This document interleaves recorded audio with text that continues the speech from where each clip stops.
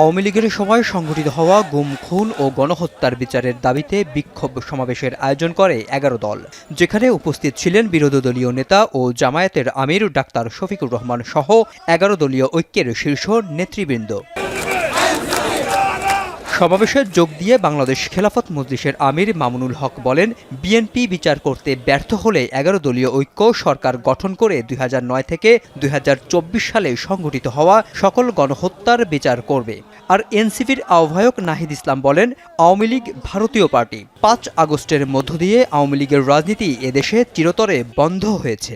যে রক্ত দিয়ে আমরা জুলাই বিপ্লব ঘটিয়েছি, যে রক্ত দিয়ে ফ্যাসিবাদকে বিতাড়িত করেছি, জীবন দিয়ে হলেও বাংলার মাটিকে ফ্যাসিবাদ মুক্ত রাখবো ইনশাআল্লাহ।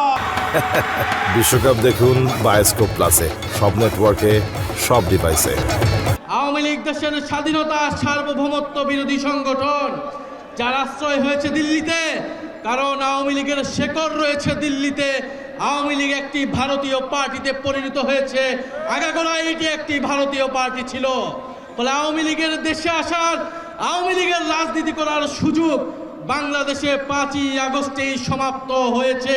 এ সময় বিরোধী দলীয় নেতা ডাক্তার শফিকুর রহমান বলেন, আওয়ামী লীগের সময় সংঘটিত হওয়া অপরাধের বিচার করা হবে বলে প্রতিশ্রুতি দিয়ে ক্ষমতায় আসার পর বিএনপি ফ্যাসিবাদের পথেই হাঁটছে।